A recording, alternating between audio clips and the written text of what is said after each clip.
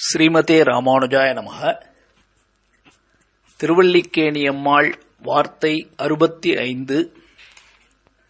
திருவல்லிக்கேணி பெண்பிள்ளை ரகசியம் 65.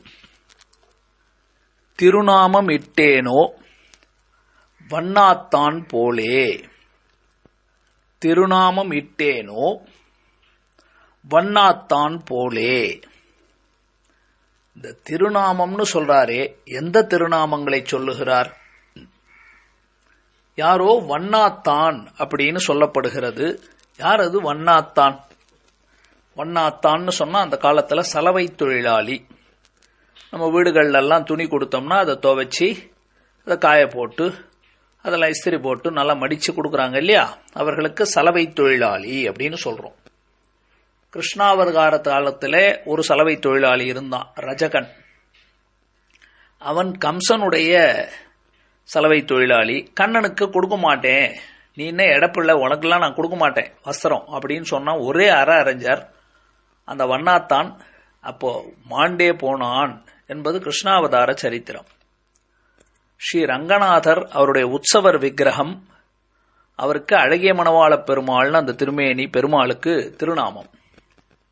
அவருக்கு நம்பெருமாள்னு எப்படி பேர் வந்ததுன்னா, இந்த கலாப காலத்துல 48 வருடங்கள் இந்த நம்பெருமாள் வெளியில விஜயம் போக வேற ஒரு நம்பெருமாளை இவர்கள் பிரதிஷ்டை பண்ண, போன உண்மையா பழைய நம்பெருமாள் விக்கிரகம் திரும்பி செஞ்சி திருமலை அங்கிருந்து செஞ்சி எல்லாம் போயிட்டு அந்த பெருமாளும் வர, இதுல யார் உண்மையான பெருமாள் அப்படின்னு தெரிஞ்சுக்கிறதுக்காக கடைசியில வயசான கண்ணுக்கு தெரியாத ஒரு வண்ணாத்தான், அவர்தான் நம்பெருமாளுடைய வஸ்திரங்களை எல்லாம் துவைக்கக்கூடியவர்.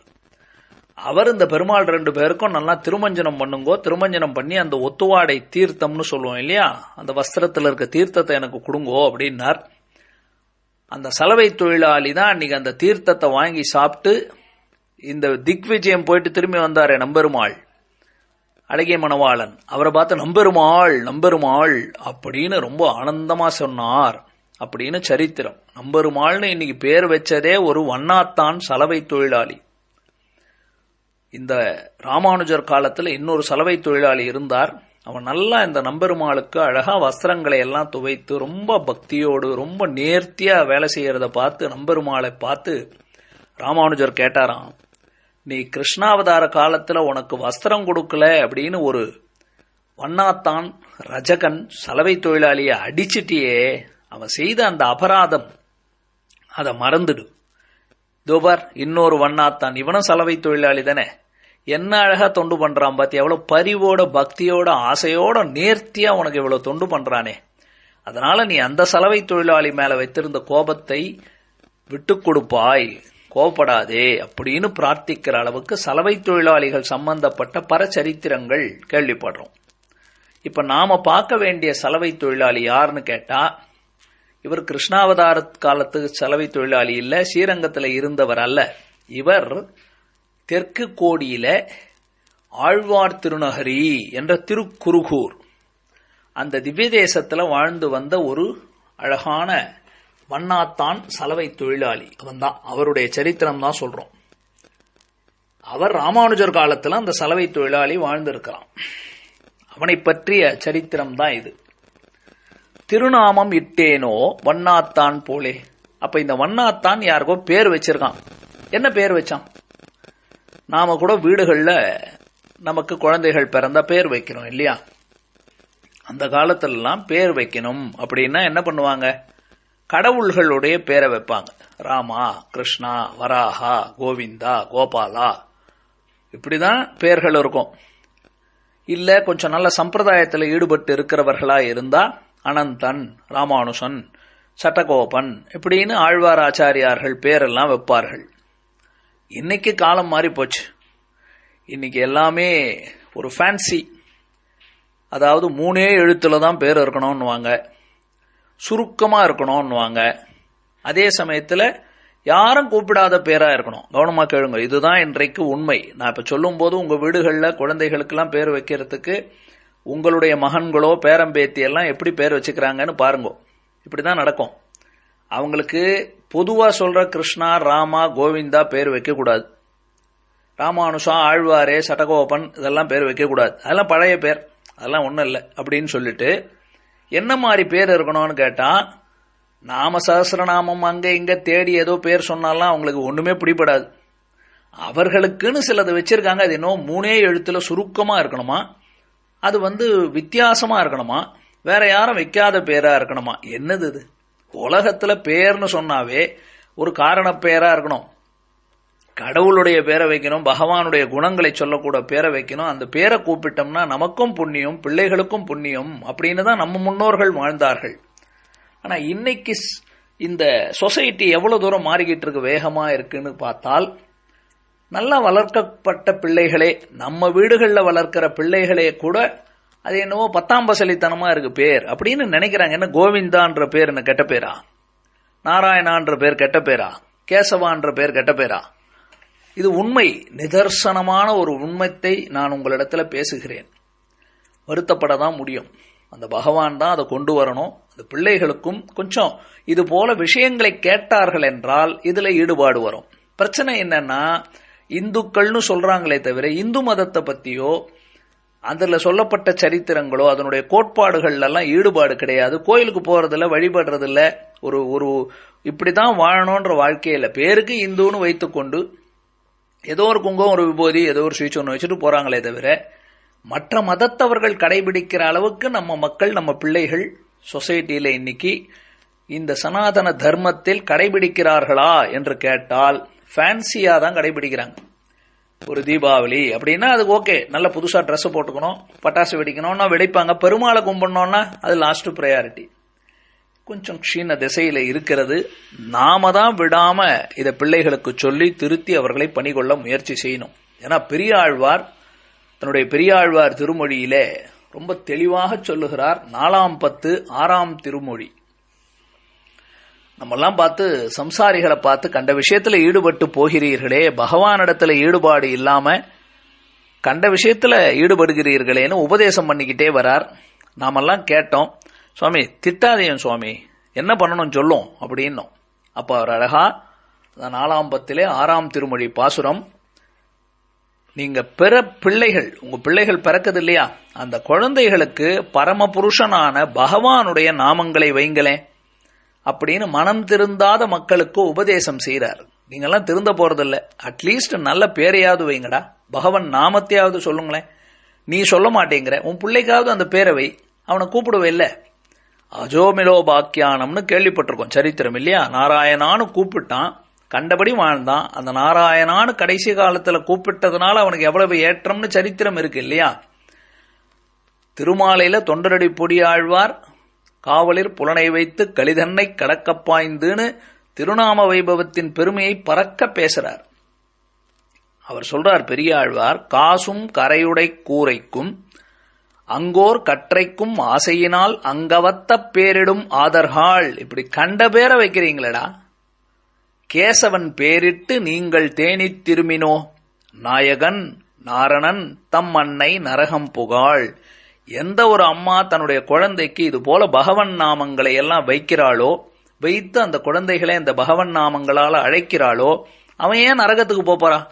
அழகான பாசுரங்கள் ஒன்னொன்னுமே. செங்கன் நெடுமால் சிறீதரா என்றழைத்தக்காள் நங்கைகாள் நாரணன் தம் அன்னை நரகம் புகாள். எம்பிரான் திருநாமமே நச்சுமின் நாரணன் தம்மன்னை நரகம் புகாள். பேர் சொல்றாரு பாருங்க, வானுடை மாதவா கோவிந்தா என்றழைத்தக்காள் நானுடை நாரணன் தம் அன்னை நரகம் புகாள். குலமுடை கோவிந்தா கோவிந்தா என்றழைத்தக்காள் நலமுடை நாரணன் தம் அன்னை நரகம் புகாள். தாமோதரா என்று நாடுமின் நாரணன் தம் அன்னை நரகம் புகாள். என்னமா பாடுறார், அவ்வளோ தூரம் தெரியும் போல் இருக்கு. கலியுகத்தில் இப்படி பகவன் நாமங்களை விட்டு ஏதோ கண்ட நாமங்களை வைக்கப் போகிறார்கள் அப்படின்னு. பகவானுக்கு பேர்களாயிரத்தாய் அப்படின்னு ஆழ்வார்கள் பாசுரத்துல சொல்றாங்க. தேவோ நாம சகசிரவான் அப்படின்னு சாஸ்திரம் கூறுகிறது. விஷ்ணு சகசிரநாமம் 12 நாமங்கள், எவ்வளவு பேர்கள் இருக்கு, எவ்வளவு அழகான பேர்கள். வாமனா என்ன குறைவு, எவ்வளவு அழகா இருக்கு அந்த பேர். பிரஹல்லாதா, பக்தி வராதா. அந்த பிள்ளை பேரை சொன்னா பிரஹல்லாத் அப்படின்னு சொன்னா பிரஹல்லாதன்னா பக்தி வராதா, துருவன் அப்படின்னா பக்தி வராதா. யாரும் வைக்கிறது இல்லை. ஏதோ சம்பந்தப்பட்டு பொருள் இல்லாத ஒரு வார்த்தைகளை எடுத்து அது ஏதோ ஃபேன்சியா கூப்பிடுறோன்னு வச்சுட்டு அதை வேற குறைச்சு கூப்பிட்டு என்னென்னலாம் அனர்த்தம் நடக்கணுமோ அது நடக்கிறது. இருக்கட்டும், இப்ப யாரை பத்தி பேசுறோம்? இந்த வண்ணாத்தானுக்கு ஒரு 4 பிள்ளைகள். யாரோ ஒரு வண்ணாத்தான் ராமானுஜர் வாழ்ந்த காலத்துல வாழ்கிறான். அந்த வண்ணாத்தான் என்ன பண்ணிக்கிட்டு இருக்கான்? அவன் துணி துவைச்சுக்கிட்டு இருக்கான். ஆழ்வார் திருநகரியில பக்கத்துல தாமிரபரணி நதி ஓடுது இல்லையா? தாமிரபரணி நதிக்கரையில அழகா அவன் பாட்டுக்கு ஒரு இடத்துல மூலையில ஓரமா வஸ்திரங்கள் எல்லாம் சலவை வேலையை அவன் செஞ்சுக்கிட்டு இருக்கான். அப்போ ராமானுஜர் ஆழ்வாரை மங்களாசாசனம் செய்யறதுக்காக தன்னுடைய சிஷ்யர்களோட ராமானுஜர், பகவத் ராமானுஜர், ஜெகதாச்சாரியார் அவரே போயின்னு இருக்கார். அப்ப தாமிரபரணி நதிக்கு போயிட்டு தானே போவார். எப்பவுமே ஒரு திவ்ய தேசம் போறோம்னா அங்க இருக்கக்கூடிய புண்ணிய தீர்த்தத்துல போய் புரோக்ஷிச்சுட்டு தீர்த்தா மாட்டிட்டு தான் அந்த கோயில்ல போய் சேவிக்கணும் இல்லையா? அப்ப ராமானுஜர் அந்த தாமிரபரணி நதி கிட்ட வரார். சலவை தொழிலாளி திடீர்னு எழுந்து பார்க்கறான். பார்த்தா சாட்சாத் ராமானுஜர் எதிரில் வரார். ஏற்பட்ட பாக்கியம். ஓடி வந்தான், கீழே விழுந்து சாஷ்டாங்க பிரணாமம் பண்ணான். சுவாமியை விழுந்து சேவிச்சான். சுவாமி சுவாமி சுவாமி, அடியன் அடியன் அடியன், பாக்கியம் சுவாமி பாக்கிய சுவாமி, தேவரீரை கண்ணெடுத்து கண்களால பார்க்கக்கூடிய பாக்கியத்தை பெற்றனே எம்பெருமானார் ராமானுஜர் எதிராஜர் உடையவர், உம்மை சேவிக்கிற பாக்கியம் பெற்றேனே அப்படின்னு துடிதுடிப்பு பதபதச்சு போறான். அவருடைய சிஷ்யர்களோட ராமானுஜர் வர்றத உடனே இப்படி துடிதுடிச்சு பதபதச்சு என்ன பண்றான்? நாம கூட என்ன பண்ணுவோம், நல்ல காரியம் நடக்குதுன்னா, நல்ல விஷயம்னா பெரியவங்களை பார்த்தா பிள்ளைகளை கூப்பிடுவோம்ல, வாப்பா வாப்பா, டே நீ வா நீ வா நீ வா வந்து சேவிடா அப்படின்னு சொல்லுவான்ல, அவன் கூப்பிடுறான். அதுதான் சரித்திரம். ராமானுஜர் பார்த்துட்டே இருக்கார். அவன் என்ன சொல்லி கூப்பிட்டான் தெரியுமா? முதல்ல ஒரு பிள்ளைய கூப்பிடுறான். ஏ காரிமாரா, சுவாமிய வந்து சேவி, முதல் பிள்ளை. இன்னொரு பிள்ளைய கூப்பிடுறான். வகுலாபரணா, இங்க வா சுவாமிய வந்து சேவி அப்படிங்கிறான். இன்னொரு பிள்ளைய சட்டகோபா, இங்க வா அப்படின்னு கூப்பிடுறான். இன்னொரு பிள்ளைய கூப்பிடுறான். குருகூர் நம்பி, இங்க வா அப்படின்னு கடைசி பிள்ளைய கூப்பிடுறான். இந்த பிள்ளைகள் ஓடி வருது. ஒன்னும் பார்த்தாக்கா அந்த பிள்ளைகள் அழகா திருமண் காப்பு இட்டுண்டு விழுந்து ராமானுஜரை விழுந்து சேவிக்குது. அப்ப அவனுக்கு எந்த அளவுக்கு நம்மாழ்வாரிடத்துல பிரதிபத்தி இருக்கும்? பகவான் இல்ல, எப்படி மதுரகவி ஆழ்வார் நம்மாழ்வாரிடத்துல எவ்வளவு ஈடுபாடோட இருந்திருப்பார். தேவுமற்றறியேன் குருகூர் நம்பி பாவி நின்னிசை பாடித்திரிவனேன்னு பாடினார்ல. குருகூர் நம்பின்னு பாடுறார். பெருமாளை பத்தியே பேச்சே கிடையாது, வார்த்தையே கிடையாது. நேரடியா குருகூர் நம்பின்னு தான் தெய்வத்தின் பேரா கண்ணினுன் சிறுத்தாம்பு பாசுரத்துல வரும். அப்படி நம்மாழ்வாரே தெய்வம்னு வாழ்ந்த மதுரகவி ஆழ்வார், அவர் இருந்த இடம் பக்கத்துல திருக்கோளூர். அப்ப ஆழ்வார் திருநகர்ல இருக்கிற அந்த வண்ணாத்தானுக்கு நம்மாழ்வார் இடத்துல எவ்வளவு ஈடுபாடு இருந்திருந்தால் அவன் பகவான் பேரை கூட வைக்கல. தன்னுடைய பிள்ளைகளுக்கெல்லாம் காரிமாரா, வகுலாபரணா, சட்டகோபா, குருகூர் நம்பின்னு பேர் வச்சிருக்கான்ல. ராமானுஜர் திகைச்சு போயிட்டார். ஒரு பக்கம் சந்தோஷம் அவருக்கு, காதல கேட்கிறாரு, என்னமா கூப்பிடுறான், பிள்ளைகளுக்கு ஆழ்வார் பேரை வச்சிருக்கானே, எல்லா பிள்ளைகளுக்கும் 4 பிள்ளைகளுக்கும் வச்சிருக்கானே, எவ்வளவு பாக்கியசாலி இவன், தன்னுடைய குழந்தைகளுக்கு ஆழ்வாருடைய திருநாமங்களை சூட்டி இருக்கிறானே, காதல கேட்கறதுக்கு எவ்வளவு இன்பமா இருக்கு அப்படின்னு ராமானுஜர் கொஞ்ச நேரம் யோசிச்சார். நான் சன்னியாசியா போயிட்டேனே, ஆழ்வார் பேரை வைக்கிறதுக்காகவாவது நான் ஒரு கிரகஸ்தாசிரமத்தில இருந்து ஒரு 4 பிள்ளைகள் இருந்திருந்தா ஆழ்வார் பேரை வச்சிருப்பனே, அந்த பாக்கியம் எனக்கு கிடைக்காம துறவியா போயிட்டேனே, ஆழ்வார் பேரை சொல்லி கூப்பிடுற ஒரு பாக்கியம் கிடைக்காமல் போயிற்றேன்னு ராமானுஜரே திகைச்சு போனார்னா எவ்வளவு அழகான விஷயம். நம்மாழ்வாருக்கு பல பெயர்கள் உண்டு. நாம இதெல்லாம் குழந்தைகளுக்கு சொல்லிக் கொடுக்கணும், நாம கத்துக்கணும். மாறன் அவருடைய இயற்பெயர், மற்றவர்களை விட மாறி இருந்தபடியால மாறன்னு பேர். சட்டகோபன், சட்டாரி, சட்டஜித், இது 3ம் சட்டம் என்ற வாயுவை கோபித்து தள்ளியதனால் அவருக்கு ஏற்பட்ட பெயர்கள். பராங்குசன், பரர்களுக்கு அங்குசம் போல இருக்கக்கூடியவர், எதிர்த்து வரக்கூடிய பிரமதத்தவர்களுக்கு. வகுலாபரணன், வகுலாபிராமன், வகுளமாலையை ஆபரணமாக தரித்திருக்கக்கூடியவர். மகிழ் மாறன், அழகான மகிழம்பூ மாலையை தரித்திருப்பவர். அவருடைய ஊருக்கு பேர் திருக்குருகூர் நம்பி, குருகேசர், குருகைப்பிரான், இதெல்லாம் அவருடைய குருகூர் நம்பின்னு திருக்குருகூரோடு அவருக்கு சேர்த்த குணபூர்த்தி உடையவர்னு பேர். வேதம் தமிழ் செய்த மாறன் அல்லது வேதம் தமிழ் செய்த பெருமாள் என்று பெயர். திருவாய்மொழி பெருமாள் என்று இன்னொரு பெயர். உதய பாஸ்கரர் என்று இன்னொரு பெயர். திருநாவீருடைய பிரான் என்று இன்னொரு பெயர். தென்னரங்கன் பொன்னடி என்று பெயர். அருள் மாறன் என்று பெயர். எல்லாத்துக்கும் மேல கடைசியா நம்ம கூப்பிடுறது நம்மாழ்வார் என்பது அவருக்கு பிரசித்தியான பெயர். அப்படி வைக்க வேண்டாமா? அப்ப ராமானுஜரே ஒரு வண்ணாத்தான் எவ்வளவு நம்மாழ்வாரிடத்துல அவனுக்கு பிரதிபக்தி பக்தி இருந்திருந்தால் தன்னுடைய பிள்ளைகளுக்கெல்லாம் பெருமாள் பேர் கூட வைக்கல, நம்மாழ்வாருடைய திருநாமங்களை வைத்து அழைத்திருப்பான். அதை பார்த்து ராமானுஜரே திகைத்து போயிருக்கிறார். அப்படின்னா எவ்வளவு உயர்ந்த ஒரு விஷயம் நமக்கு கேள்விப்படுகிறோம் இல்லையா? அதைத்தான் திருவல்லிக்கேணி அம்மாள் திகைச்சு போறாள். இப்படி ஆழ்வாராச்சாரியார்களுடைய திருநாமங்களை குழந்தைகளுக்கு இட்டு அழைக்கக்கூடிய பாக்கியத்தை அடியேன் பெறவில்லையே என்று திருவல்லிக்கேணி அம்மாள் ராமானுஜர் திகைத்த போல் திகைக்கிறாள் என்பதுதான் இந்த வார்த்தை. அடுத்தது 66வது வாக்கியம். கண்டு மோகித்தேனோ திருப்பாவை ஜீயரைப் போலே. கண்டு மோகித்தேனோ திருப்பாவை ஜீயரைப் போலே. பொறுத்திருந்து அடுத்த பதிவிலே அனுபவிப்போம். ஸ்ரீமதே ராமானுஜாய நமஹ.